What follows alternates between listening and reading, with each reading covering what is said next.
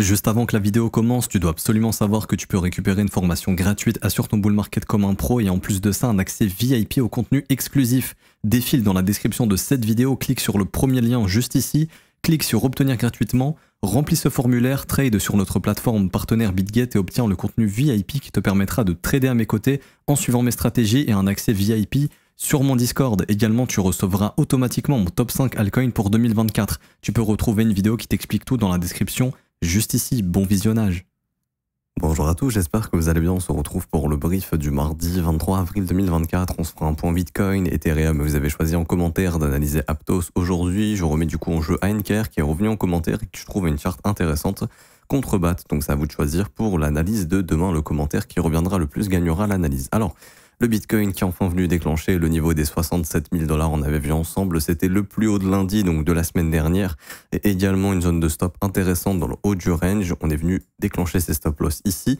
Ce que je remarque personnellement, c'est qu'on n'a pas eu énormément de volume sur le déclenchement de cette zone, donc j'ai pas l'impression que les stops et les liquidations soient réellement ici, pas de bougie vectorielle non plus, donc pas beaucoup de volume, on le voit ici.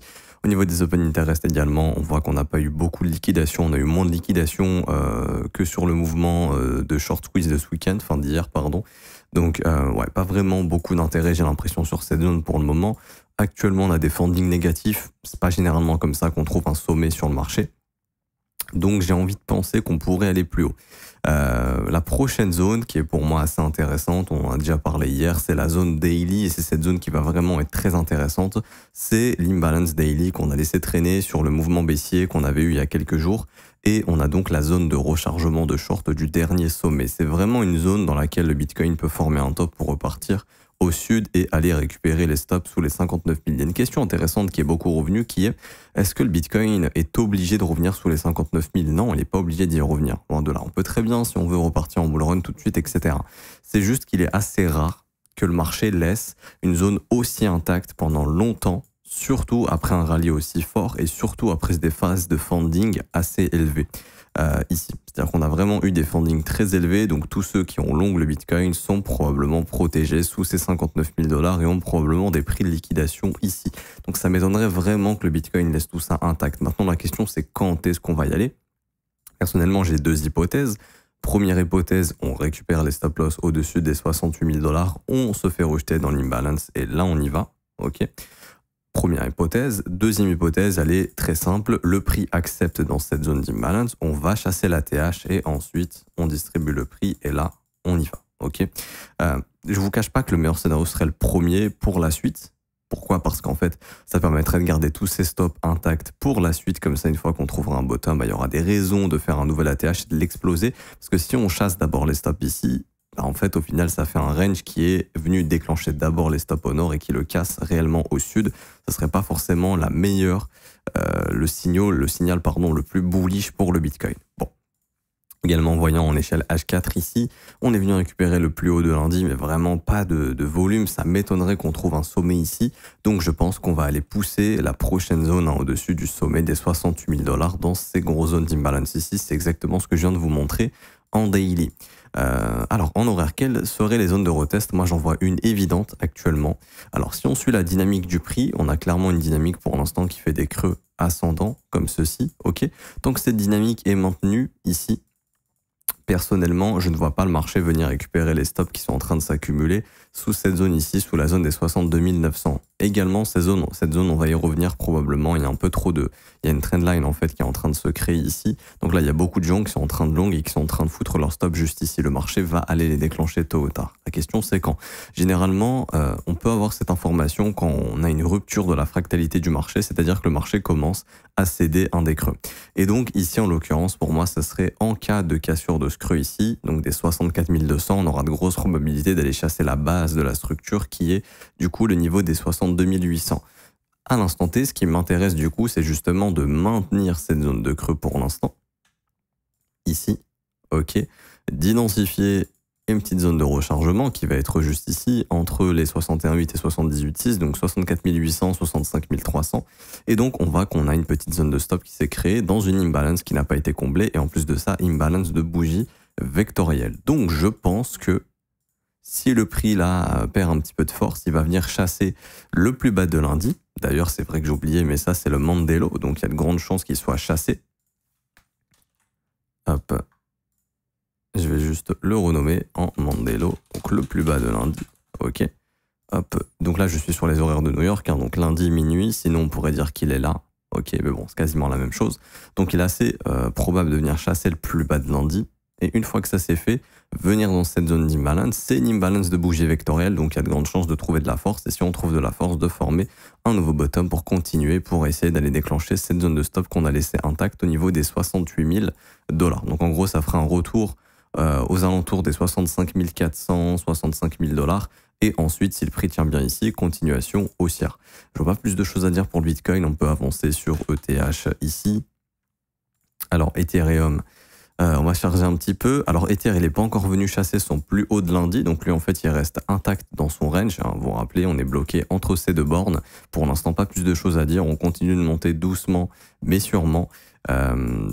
On revient combien un peu cette imbalance ici de bougie vectorielle. C'est censé tenir. Si ça tient pas, on ira probablement récupérer les stops sous cette zone ici des 3113 $. Pourquoi pas ici. Et on a aussi le Mandelo, hein, donc le plus bas de lundi qui est juste là.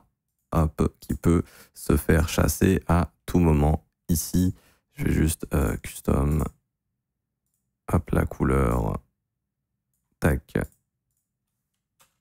hop, ok. Le plus bas de lundi qui pourrait se faire chasser à tout moment. Tac, tout simplement, et puis on verra s'il se fait chasser ou non.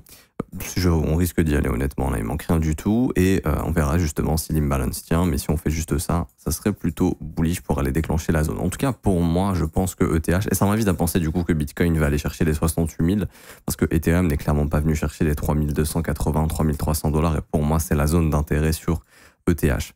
Et même la plus grosse zone d'intérêt, hein, pour moi elle se voit encore mieux en H4, c'est clairement cette zone ici, c'est-à-dire on est toujours dans notre range, on va chercher les plus hauts ici à 3304 $ dans les imbalances en zone de rechargement de short. Et là, si le prix commence à dessiner une structure baissière, on n'est pas très bon. Il y a une question intéressante hier qui est revenue qui est comment savoir si on a un retournement, parce qu'en fait, si on dépasse les 3300, qu'on retourne à 3299, on a un retournement. Non, c'est pas comme ça que ça se passe, c'est pas le prix. Le prix, gommez-le, faites comme s'il n'existait pas, c'est vraiment ce qui se passe sur le graphique. Grosso modo, par exemple, si vous voyez une structure baissière, donc sommet, creux, sommet descendant et creux descendant, là ça pourrait indiquer que là on a trouvé un top et qu'on est en train de redevenir baissier. Ou par exemple que le marché fasse ça, c'est-à-dire que il pump, hop, ici, il casse le dernier creux, là par exemple on a un rebond, sommet descendant, pareil, ça serait un signal de top. Ok. Par exemple si votre prix fait ça, il n'y a rien de baissier, il reste toujours très fort. Et par exemple sur une tête un peu plus faible, par exemple en 15 minutes ou en 1 heure, si vous voyez une grosse consolidation, qu'on a une prise des stops et qu'on a une réintégration, ça pourrait par exemple être une pattern de distribution pour ensuite retourner au sud. Donc en fait, il faut vraiment regarder le prix, le comportement de celui-ci. Je peux pas vraiment vous expliquer tout ça en 3 minutes, mais essayer de déceler en fait un changement dans le comportement du prix. Donc là, par exemple, le prix se comporte comment? Il se comporte de cette façon. C'est-à-dire, je fais mes petits creux ascendants tranquilles, je fais mes petits sommets ascendants, je fais mes petits creux ascendants, jusqu'au jour où ça fonctionne plus. C'est-à-dire que le marché, il commence à faire ça en fait, tout simplement. Ok, à la place de faire des creux et sommets ascendants, il fait des creux et sommets descendants. Là, vous avez l'information du retournement. Ok. Pas plus de choses à dire pour Ethereum. Donc, ouais, pour moi, l'objectif, toujours au moins les 3277 et je dirais même les 3309 $. Donc, je verrai mal Ethereum former un top ici, honnêtement. Donc, je vois toujours les marchés aller plus haut sur ces retracements du côté de Bitcoin et du côté d'Ethereum. Et en daily, pareil. Hein, pour moi, la zone, c'est la zone similaire à Bitcoin. Imbalance, zone de rechargement de short. Si on se fait rejeter ici, ça sent la continuation baissière, tout simplement pour venir déclencher les stops qu'on a laissés sous les 2770 et peut-être malheureusement casser le premier arrêt et faire un mouvement de continuation à la baisse, mais ça on verra bien. Actuellement, les fundings sont assez négatifs, les gens ne croient pas trop à ce rebond, donc c'est ce qui m'invite à penser qu'il peut encore durer, qu'on peut aller encore un petit peu plus haut. Et encore une fois, toujours étape par étape. Ok, le prix ne rejette pas ici, on peut pousser jusqu'à la prochaine zone au-dessus des 3634, etc., etc. Et pour finir, Aptos, ici, moi je vois ça comme un gros range, ok, il suffit de passer en mensuel, on voit qu'on est dans un énorme range ici, donc votre objectif en tant que trader ou investisseur, c'est de vous positionner où? Dans le bas du range, on est bien d'accord, et surtout pas dans le haut du range. Donc là, ceux qui ont acheté le haut du range sont fait piéger. Je mets mon template de range, on voit qu'on arrive bientôt dans le bas du range ici, je vais même aller le custom un petit peu, 0,25, 0,75, comme ceci, hop, voilà. Donc on peut dire qu'on est venu dans le bas du range ici. On arrive dans des zones intéressantes, je vais juste retirer ça. On va mettre ici quelque chose de tout con, mais hop, la zone de rechargement de la première impulsion. Ici, donc on est en plein dedans, hein. On voit qu'à chaque fois qu'on y revient, c'est une bonne zone pour acheter. Si vous vous prenez pas la tête, que vous êtes bullish sur du moyen long terme, vous pouvez acheter dans la zone de rechargement entre 9,80 $ et 6 $. C'est un très bon prix. Voilà, faudra holder ses positions. Bien sûr, en attendant, le prix peut aller à 3 $, peut remonter à 5, peut aller à 8, peut retomber à 6 avant d'aller à 15 par exemple. Il peut se passer plein de choses. Mais voilà, si vous êtes bullish sur Aptos ou sur le marché crypto, moi je pense personnellement qu'on est dans une phase d'accumulation ici entre ces deux bornes. Ok. Maintenant, ce qui peut se passer si le marché est un peu piégeux, c'est-à-dire qu'on peut par exemple venir récupérer cette zone ici. Personnellement, je vois pas vraiment de zone de bottom ici. Enfin, il y avait une zone intéressante qui a été déclenchée sur ces creux ici là, qui étaient alignés au même endroit, mais il en reste un peu trop. Si vous voulez mon avis, je serais pas étonné si jamais on a une attaque baissière cet été, que Aptos vienne finir un mouvement baissier et déclencher les stops au niveau de cette zone ici. C'est-à-dire qu'on revienne entre 4,76 $ et 5,60 $ pour y former un bottom. Comme ça, on récupère tous les stops qui sont là, on met un bon coup de pression et puis on sera bon potentiellement. Ok. Il y aurait aussi un schéma de capitulation. Ce serait celui-ci, ce serait carrément de venir chasser les plus bas. Ce serait pas la fin du monde, mais si jamais ça arrive, ce serait un événement de capitulation, je pense. Il faudrait vraiment quelque chose de grave sur les marchés, entre guillemets, genre un événement Black Swan, parce qu'on a le plus bas de 2022 ici. Et on a le plus bas de 2023 ici. Donc là, vous imaginez pas le point de capitulation qu'on peut avoir. Après, je sais, hein, là, on parle d'un Aptos qui ferait une chute d'environ 70%. Je la vois pas forcément, à part s'il y a un Black Swan. Si on a un événement similaire à ce qu'on a eu ici, où là, par exemple, on avait perdu environ 50% l'espace d'une semaine et même peut-être en 1 ou 2 jours. Voilà, s'il y a un Black Swan, un événement, peu importe, un conflit, quelque chose, ok, peut-être que le marché ira pousser sur ces niveaux et là, ce sera pas le moment de capituler. Dans tous les cas, cette zone est intéressante à acheter. Si on vient ici, pareil, c'est intéressant à acheter. Et si on vient ici, c'est la capitulation finale. C'est-à-dire que là, clairement, les gens vont tout vendre et c'est les gros poissons qui vont tout racheter. Ça veut pas dire qu'on y vient. Juste, s'il y a un gros poisson qui est intéressé par du Aptos, si le prix vient ici, je vous assure qu'il va l'acheter. Tout simplement, ça sera son point de liquidité max. Il ne pourra pas avoir mieux en termes d'ordre à capturer. Donc clairement, il va se remplir les poches ici. Maintenant, on passe en daily. Ok, on voit le comportement du prix. Pour moi, c'est un peu comme le Bitcoin, c'est-à-dire que sauf que c'est un plus baissier. En fait, la pression baissière a été plus forte, le mouvement baissier a été plus fort. Mais on a ici notre zone de stop. Je pense qu'on va venir la déclencher. Ok, voyez, on n'est pas encore venu ici. On a notre zone de stop ici, donc c'est notre range grosso modo. Ce qui serait bullish, enfin ce qui serait pardon bearish, c'est de venir déclencher les stops, se faire rejeter dans l'imbalance et là faire le mouvement de continuation à la baisse. Ok, ça serait pas bullish. Donc un rejet dans la zone des 11,60 $, 10,50 $, c'est pas très bullish parce qu'au minimum on reviendra récupérer les stops, je pense, sous la zone des 7,25 $, voire sous la zone des 8,30 $. Ok, et après on voit qu'il y a tellement de stops partout que c'est compliqué de poser un bottom pour Aptos et je pense que ça se fera sous les 5,70 $, donc ça sera un mouvement de continuation baissier de l'ordre peut-être du AB égale CD ici. Comme ça, ouais, ça tape parfaitement la zone de stop ici. Donc ça me paraît plus que cohérent qu'on puisse venir taper cette zone. Après, encore une fois, est-ce qu'on y viendra? Je sais pas. Encore une fois, pour moi, faut pas fonctionner forcément de cette manière de se dire oui, je vais absolument attendre que le prix vienne ici ou ici, non. Ok. Si vous êtes investisseur, que vous croyez en Aptos, là, on voit déjà qu'on est en zone de rechargement de la précédente impulsion. C'est une zone très intéressante. Ok. C'est juste ce qui se passe à gauche du graphique où le fait d'avoir autant de mèches ici, c'est compliqué à mon avis de former un bottom qui est là. Ok. C'est pour ça que c'est un peu compliqué. Maintenant, pour moi, ça s'achète dans la zone de rechargement. Ça s'achète en buy limit si on vient là. Ça s'achète si on vient là. Vous aurez un bon prix moyen d'achat.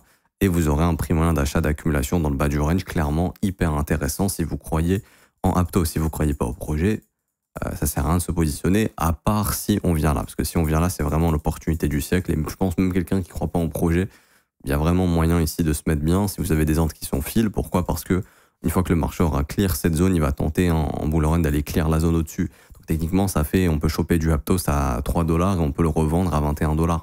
C'est plutôt pas mal ici, c'est une bonne plus-value. Mais encore une fois, voilà, faudra être patient. C'est clairement du trading de range. On trouve les opportunités dans le bas du range, on revend dans le haut du range. Maintenant, c'est que de la patience. J'ai pas plus de choses à dire sur Aptos. Si jamais on a vraiment une cassure haussière du range ces prochains mois, qu'on est en gros bull run, etc., peut-être avec l'approbation des ETF d'Ethereum, soit en été ou en fin d'année 2024, j'aurai des objectifs ici entre 30 $ et $36. Ok, donc je m'arrête ici pour aujourd'hui. J'espère que ça vous aura plu. Si c'est le cas, n'hésitez pas à laisser un petit pouce bleu, vous abonner si ce n'est pas déjà fait. Également, vous avez une formation gratuite qui vous attend en commentaire épinglé. C'est le premier lien. Obtiens ta formation et accède au VIP gratuitement pour trader à mes côtés. Vous avez en plus de ça la possibilité, donc vous avez juste à remplir le formulaire pour avoir accès à la formation gratuite. En plus de ça, vous pouvez avoir accès au VIP et je vous sors une exclusivité très bientôt pour tous ceux qui seront adossés à la formation gratuite et qui seront VIP également. Donc ce sera pour les deux. Il y a une grosse exclue qui arrive bientôt. Pour ceux qui veulent rejoindre le VIP, c'est gratuit également. C'est le deuxième lien en commentaire épinglé. Je vous explique tout. Rejoindre le VIP gratuitement. Vous aurez aussi des vidéos de formation sur le Discord, un espace d'échange sur le Discord qu'entre membres VIP ici, et du suivi de trade ici. Absolument tout dans le Discord si vous souhaitez vous former à nos côtés. On est vraiment axé des trading dans le VIP. Et pour ceux qui veulent se former dans l'école, donc là on est plutôt axé sur un profil de swing investisseur. Il y a des briefs quotidiens tous les jours dans lesquels je réponds à vos questions, je vous aide. Donc c'est pas des briefs YouTube, hein, c'est vraiment des briefs privés que je fais avec les élèves qui sont accessibles que pour les élèves. Là on va chasser justement les zones de vente. On a continué de le faire hier sur les zones de retournement potentiel. On va le faire aujourd'hui.